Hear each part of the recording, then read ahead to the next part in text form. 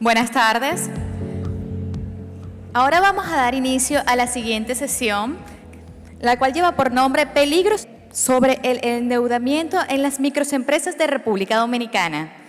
Para ello me complace en este momento presentar a los tres expositores. Doña Rosa Rita Álvarez, presidenta ejecutiva de la Fundación Reservas del País, propulsora de estudios e investigaciones de alta relevancia, como la que presentaremos el día de hoy. Marina Ortiz, directora ejecutiva de Fondo Micro, una ONG dedicada a promover las micros, pequeñas y medianas empresas. Y el señor José Alberto Adán, profesional con experiencia en el establecimiento, implementación, asesoría y administración de buros de crédito, reformas de legislación bancarias y otros servicios financieros en los mercados emergentes. A continuación, le damos la palabra a doña Rosa Rita Álvarez.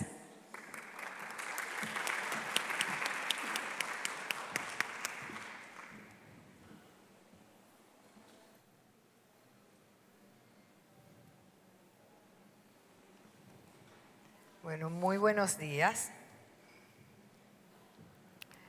Gracias por acompañarnos. El financiamiento manejado adecuadamente es una herramienta relevante para el crecimiento, sostenibilidad y desarrollo de las microempresas. Es decir, contar con los recursos necesarios en el momento oportuno y bien utilizado contribuye a aumentar ingresos, ventas y ahorros. Sin embargo, el financiamiento manejado inadecuadamente tiene un impacto perjudicial en esos negocios, ya que puede provocarles descapitalización por pérdida de utilidades o de activos e incluso riesgos y sacrificios en la vida de las personas, las parejas y familias, creándoles situaciones de estrés, bajo rendimiento, deterioro en la relación marital y sobrecarga de trabajo por búsqueda de ingresos extras. Cuando sucede en proporciones importantes, se ven afectadas por igual las instituciones encargadas de otorgarles financiamiento, pues sus indicadores se deterioran. Se limita su capacidad de colocación, de crecimiento en sus carteras y se elevan los costos operativos, perjudicando de alguna forma la imagen de las mismas, lo que a la larga podría ocasionar también daños al sistema financiero nacional. Las potenciales causas de la administración inadecuada del financiamiento en las microempresas se vinculan a 1. El accionar de sus dueños y dueñas, a veces por falta de información y capacidades sobre el manejo apropiado de sus negocios. 2. La gestión de las instituciones crediticias, cuando en estas prima el interés de un crecimiento rápido y ambicioso, sin evaluar el mercado local y nacional de manera oportuna. Y 3. Los factores exógenos, como la caída de la producción nacional, la alta inflación, el retraso en los pagos por parte de las entidades gubernamentales o de los grandes negocios. Las anteriores y más razones se constituyen en peligros importantes que llevarían entonces a sobreendeudamientos y sus nefastas consecuencias. Reservas del País, que desde hace 7 años tiene una participación activa en el financiamiento de las microempresas a través de cooperativas y asociaciones sin fines de lucro con programas de crédito, ha querido profundizar en el conocimiento de la población objeto de su trabajo y en el impacto de sus acciones. En ese sentido, realizó algunos estudios previos, uno de los cuales arrojó que un 27.9% de los negocios encuestados tenían más de 2 créditos vigentes, porcentaje que nos produjo cierta preocupación, sobre todo por tratarse de microempresas que en su mayoría eran de subsistencia. Esta variable nos motivó a analizar si las microempresas en el país estaban o no sobreendeudadas y de estarlo, cuál sería su dimensión real, por lo que Reservas del País decidió realizar la presente investigación, Peligros del sobreendeudamiento en las microempresas de República Dominicana, contando como aliadas a Fondo Micro y Data Crédito. Para el análisis se consideró sobreendeudamiento cuando una persona física o jurídica ha adquirido deudas con terceros, cuyos pagos programados están por encima de la posibilidad de ser cubiertos oportunamente con los ingresos regulares del deudor, sin que afecten la calidad de vida de la familia, los activos existentes o el flujo de caja requerido de un negocio. Luego de esta definición que asumimos, las tres instituciones, se establecieron los criterios con los que se mediría el endeudamiento. Esto será explicado con más detalle por Marina Ortiz, pero para que puedan entender los resultados que les vamos a exponer, trabajamos a tres niveles. 1, sobreendeudamiento directo, que es aquel cuya morosidad se encuentra por encima de 90 días. B, riesgo de sobreendeudamiento, que fue clasificado en bajo, medio y alto, dependiendo de los días de atraso por debajo de este parámetro, es decir, de los 90 días, atendiendo también a otras variables de evaluación como la cantidad de créditos y su incremento. Y C, sobreendeudamiento calificado, que es cuando los deudores habían tenido atrasos ocasionales con instituciones financieras dentro de los primeros 30 días y que podían tener más de un crédito en instituciones acreedoras, pero que cumplían regularmente sus obligaciones. Fueron seleccionados 714.866 clientes. De ellos, el 99% resultaron personas físicas y la diferencia correspondió a personas jurídicas, por lo que nos enfocaremos en este primer grupo para compartir con ustedes sus resultados. Este primer grupo, por supuesto, habla del nivel de informalidad, de forma que las microempresas muchas veces no toman los créditos como empresas, sino a título personal. Paso ahora a darles a conocer la realidad de esas personas físicas que se encuentran en sobreendeudamiento directo, atendiendo a el perfil del cliente. Los microempresarios y microempresarias, aunque en un alto porcentaje cumplían con los compromisos contraídos, el 15.7% se encontraba en sobreendeudamiento directo. 58% correspondía al sexo masculino y 42% a las mujeres. En cuanto a la edad, el 39% de personas sobreendeudadas estaban entre los 31 a 45 años. Le siguen los de 30 años o menos, luego los de 46 a 60, bajando significativamente en aquellos mayores de 60 años con un 10.5%. En relación a los ingresos, el 71% de los clientes con sobreendeudamiento directo contaban con ingresos estimados de 15,000 pesos o menos, resaltando que son las mujeres en esta categoría las que tenían el mayor peso. B, la relación con entidades financieras. Miremos ahora la situación de los clientes en términos del número de créditos que poseían.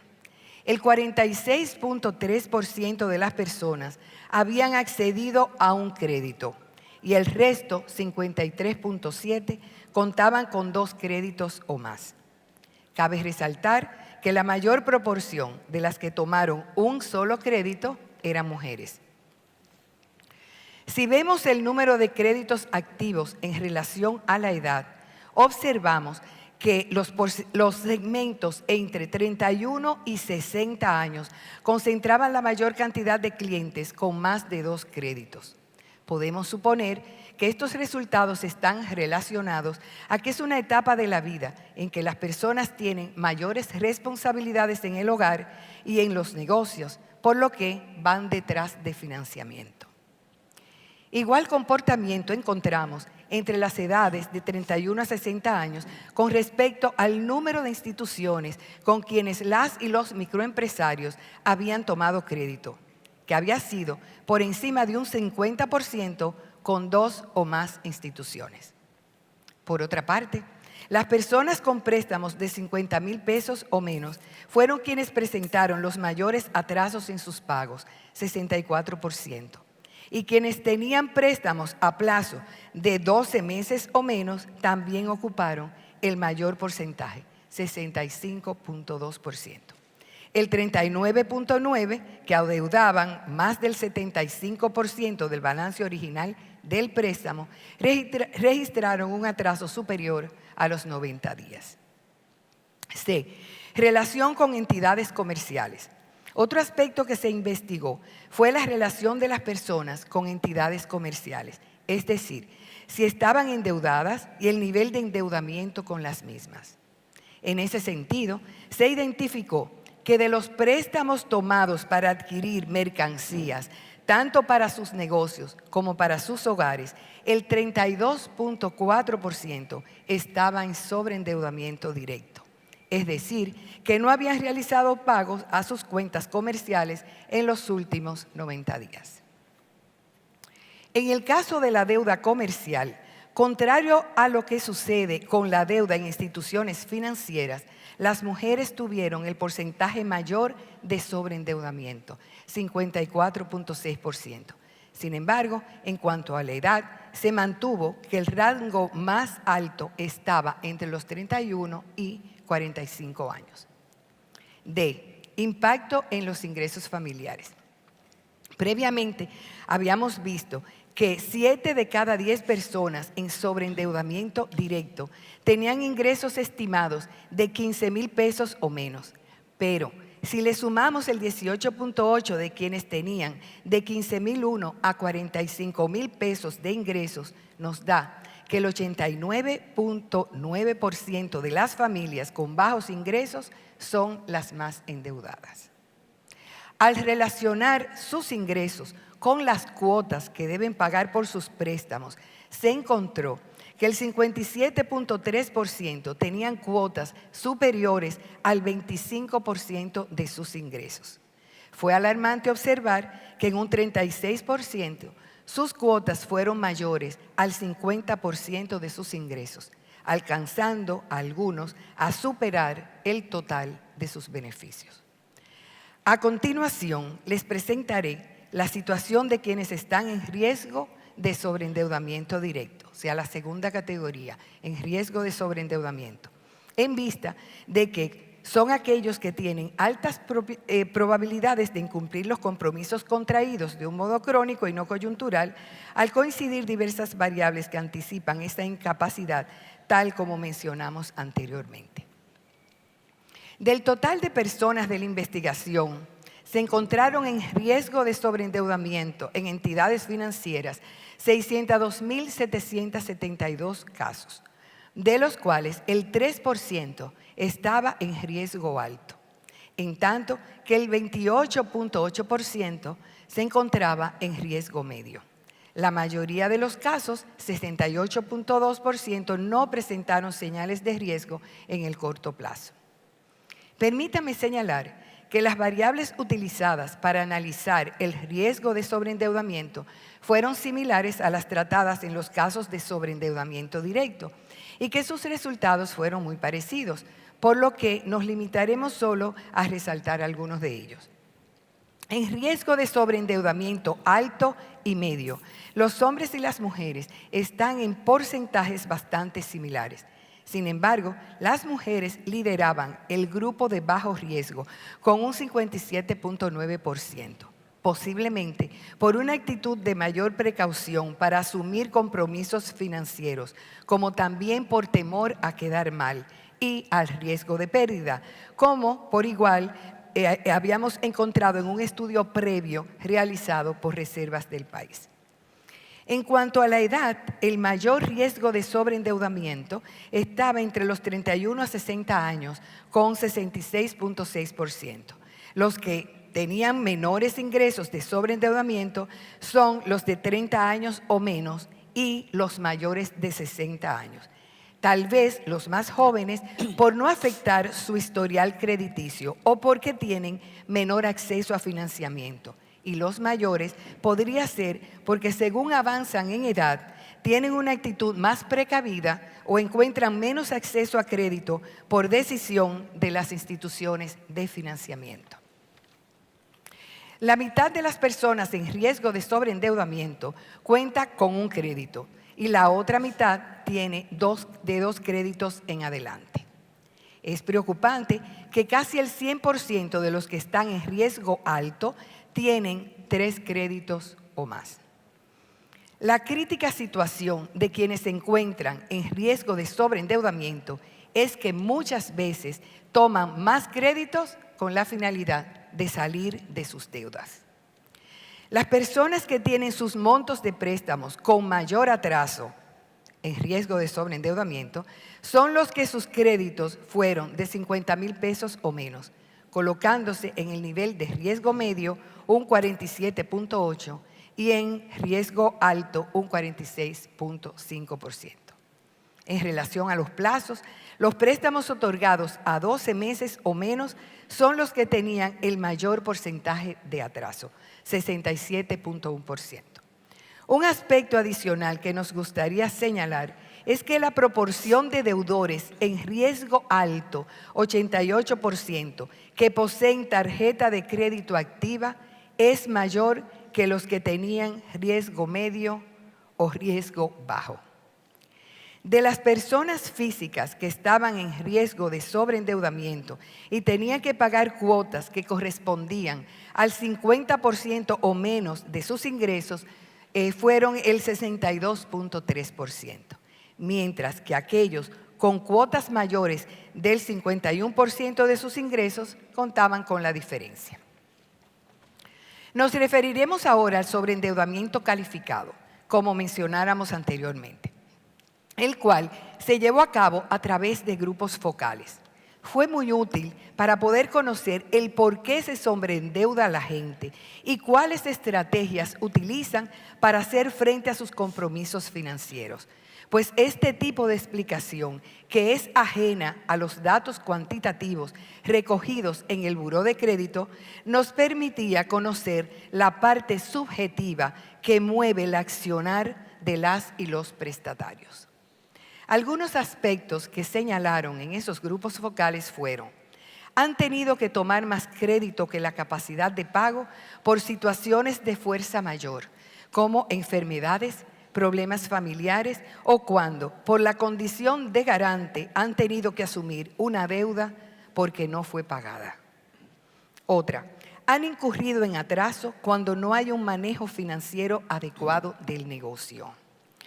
Otra, cuando los gastos son mayores a sus ingresos, teniendo que conseguir recursos de otras fuentes para mantener su nivel de vida. Otra más, el consumo con las tarjetas de crédito por encima de sus capacidades.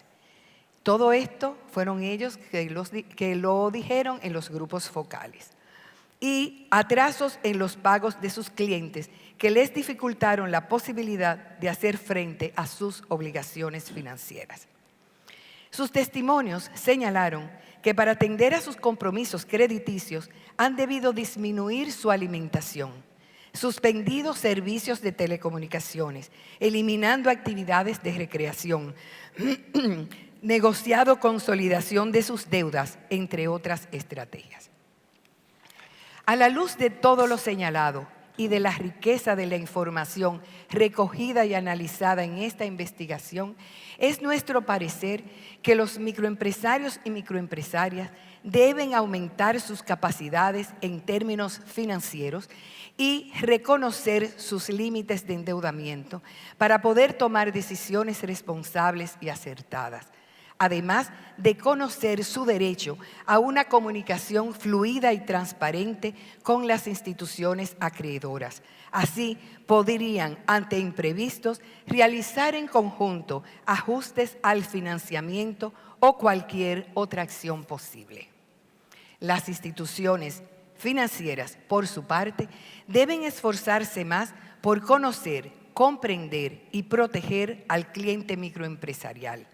Establecer plazos más adecuados para los préstamos, sobre todo porque una alta proporción se negocian a 12 meses o menos y son los que presentan mayores atrasos. Ofrecer los servicios financieros acompañados de la educación correspondiente.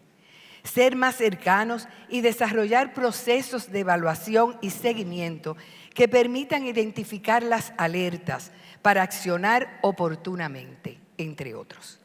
El gobierno deberá profundizar las políticas y estrategias a favor de las microempresas y las microfinanzas y ampliar los programas sociales como transferencia de renta que contribuya a la disminución del gasto, que contribuya a la disminución del gasto en el hogar y por ende a la posibilidad de éstas capitalizar sus negocios. Las expresadas y otras medidas más que se sugieren a lo largo del texto son necesarias para paliar la tragedia humana, social y económica que viven quienes enfrentan las situaciones de sobreendeudamiento. Les invito, pues, a leer la primera investigación de este tipo realizada en nuestro país, con el interés de conocer la realidad de las microempresarias y microempresarios que inician con ilusión sus negocios, tienen el mayor deseo de expandirlos y ven en ellos una buena opción para generar ingresos y mejorar su calidad de vida y de sus familias. Para finalizar, deseo agradecer a las dos instituciones que han acompañado a Reservas del País en este viaje: el Fondo para el Financiamiento de la Microempresa, Fondo Micro, por su alta competencia técnica, acompañado de un gran interés en este tema, y quienes estuvieron dispuestos desde nuestro primer contacto a integrarse a este esfuerzo, trayendo consigo su experiencia acumulada.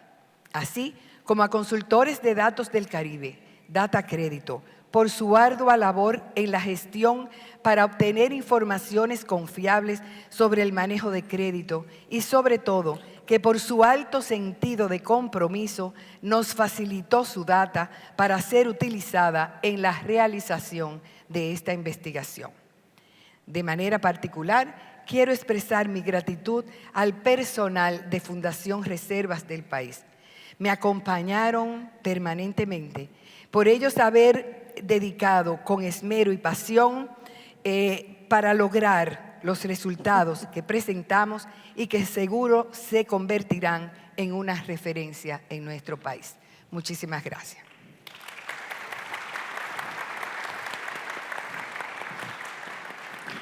Marina. Muy buenas tardes. Comparto con ustedes algunos de los elementos necesarios para explicar la metodología que seguimos en este estudio. Es importante señalarles a ustedes que este estudio solamente fue posible porque pudimos contar con la data necesaria para hacerlo. Si bien es cierto que Fondo Micro, con toda la experiencia que tiene a lo largo de más de 25 años analizando el sector de la micro, pequeña y mediana empresa, ya había evidenciado desde el año 2011 algunos síntomas preocupantes de sobreendeudamiento en la República Dominicana, no fue hasta que pudimos contar con los datos precisos que pudimos abordar todo lo necesario para diseñar una metodología que nos permitiera analizar este fenómeno. Aquí el rol de la Fundación Reservas del País fue fundamental por canalizar todos los recursos necesarios, asimismo como Data Crédito, que nos facilitó las informaciones que dentro de las posibilidades de las implicaciones regulatorias podía hacerlo, y eso implicó ofrecer datos donde en ningún momento podíamos identificar a los deudores. Pero sí podíamos obtener informaciones del perfil general del deudor conjuntamente también con los datos relevantes de los créditos que ellos habían obtenido. Tampoco teníamos datos de las instituciones que habían ofrecido el crédito, por lo que no identificábamos, ya que toda la data que nos ofrecieron fue anónima, y contamos con información de más de 700,000 clientes y más de 900,000 préstamos. Préstamos que se clasificaron en préstamos con instituciones financieras y préstamos con entidades comerciales. Tomamos la decisión de asumir ambos criterios porque, si bien es cierto que muchas veces un microempresario toma un crédito en una entidad microfinanciera, luego toma productos y servicios o bienes en entidades comerciales que profundizan el riesgo de esa entidad microfinanciera porque están canalizando recursos, obteniendo recursos desde otra fuente, y por eso teníamos que analizar ambos elementos. Para hacer eso, lo que hicimos fue, primero, establecer una clasificación de los tipos de riesgo. Como ya presentó Rosa Rita, establecimos lo que era el sobreendeudamiento directo y asumimos que eso eran las personas que tenían más de 90 días en condiciones de sobreendeudamiento. Muchísimas gracias. Que tenían más de 90 días en condiciones de sobreendeudamiento, y por tanto era imprescindible saber cómo era que estaban operando. Ya que tengo el pointer, le voy a comentar que el objetivo general de este estudio era identificar, por un lado, cuáles eran los indicadores fundamentales que podían caracterizar una situación de sobreendeudamiento. Pero no solamente el sobreendeudamiento, sino también el riesgo de caer en sobreendeudamiento. Porque muchas veces vemos un cliente en una condición adecuada y no nos damos cuenta de que le estamos ofreciendo a una bomba de tiempo que mañana no va a poder cubrir sus requerimientos. Otro elemento importante también era poder establecer algunas señales de alerta que las entidades de microfinanzas pudieran identificar en esos clientes y que fueran aspectos a tomar en consideración para sus oficiales de negocio y sus programas de crédito. En ese sentido, también nosotros lo que hicimos fue que planteamos una metodología en términos generales, establecimos cuáles eran las características del sector de la microempresa, cuál era la oferta existente actualmente en la industria de microfinanza, y para eso en el estudio establecimos 2 capítulos donde se evidencian esos aspectos. Esto nos permite a nosotros darnos un contexto general. Y luego lo que hicimos fue establecer algunos criterios del análisis que nos permitieran también establecer las conclusiones y recomendaciones. Para eso, la metodología utilizada fue, por un lado, una investigación documental. Fondomicro en el año 2013 hizo una investigación donde visitamos más de 107,000 hogares y establecimientos, obtuvimos información de 18,500 empresas, y eso nos permitió ya empezar a perfilar sus necesidades de crédito, sus situaciones donde se evidenciaba que tenían más de un crédito, y también poder entender cuáles eran las categorías que íbamos a ir conformando en función al tipo de sobreendeudamiento. Otro aspecto que también tomamos en consideración fue el análisis de los registros. Registros que nos facilitó Data Crédito, como les dije, y que entonces se fueron clasificando en función al tipo de entidad financiera, al tipo de cliente, estratificamos entre hombre y mujer, y a los grupos etarios que habían en función a las diferentes edades. Finalmente, esa parte cuantitativa se complementó con el análisis cualitativo. Para eso establecimos una serie de grupos focales que en las diferentes entidades nos identificaron personas que sí tenían una situación de cumplimiento regular de sus pagos, pero que presentaban a veces atraso de 4 días, 15 días, 8 días, 20 días, pero que estaban cumpliendo. Entonces, esas personas le hicimos una serie de grupos focales para poder identificar razones subjetivas que nos permitieran puntualizar lo que era la actitud de ellos o lo que eso implicaba para poder cumplir sus pagos mandatorios. La población estudiada, como yo les dije, fue una población de 714,000 clientes y donde había 709,000 créditos y más de 5,000 personas que estaban ya registradas como personas jurídicas. Como bien señaló Rosa Rita, cerca del 90% de las microempresas en República Dominicana son informales. Se han hecho esfuerzos importantes desde el gobierno para lograr reducir esos niveles de informalidad, pero indiscutiblemente que todavía la tasa es muy alta. Por eso se consideró como sobreendeudamiento aquellos que tenían deudas donde excedían su posibilidad de ser cubiertos oportunamente con los ingresos que regularmente tenían y que además, si lo cubrían, eso iba a afectar de una u otra forma la calidad de vida de ellos y de sus familias. Para esos fines establecimos dos tipos de sobreendeudamiento: el sobreendeudamiento directo, el riesgo de sobreendeudamiento y el sobreendeudamiento calificado. En el sobreendeudamiento directo fueron aquellos casos donde nosotros veíamos que había un atraso mayor a 90 días en sus obligaciones crediticias. El riesgo de sobreendeudamiento se clasificó en riesgo bajo, medio o alto en función a una serie de variables. Por un lado, la mora existente, el pago de las obligaciones con las instituciones financieras, la cantidad de créditos que tenían esos clientes, el incremento en los salarios, en los saldos que ellos tenían y también el incremento en la cantidad de créditos activos. Otro elemento que tomamos en cuenta fue el incremento en la cantidad de instituciones financieras con las cuales se estaban trabajando. En el caso del sobreendeudamiento calificado, lo que tomamos en consideración fue, como les expliqué, de manera subjetiva, porque no había una cuantificación, ya que las personas estaban pagando, pero estaban pagando a costa de grandes sacrificios personales o familiares. Es importante señalar que esta metodología que nosotros desarrollamos es aplicable no solamente en esta condición donde nosotros tuvimos acceso afortunadamente a datos de tantas instituciones financieras independientemente de cuáles fueran ellas, sino también donde pudimos acceder a información de algunas instituciones en particulares. O sea que la metodología es válida para analizar las carteras de crédito de cada una de las instituciones que les sirva como un elemento de cuidado. Las señales de alerta y todo lo que tenía que ver con las recomendaciones, ya Rosa Rita los planteó, y por eso creo que es importante que ustedes consulten el estudio que estará disponible más tarde para que puedan esas señales de alerta aplicarla a sus instituciones.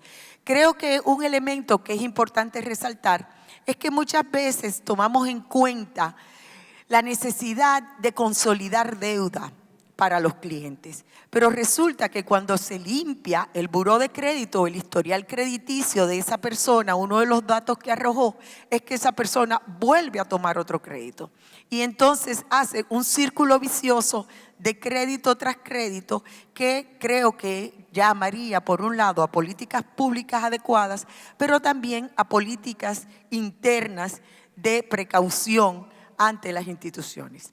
Ahora le paso la palabra a Alberto Adams de Data Crédito para que les explique la conformación de la información de la data. Gracias.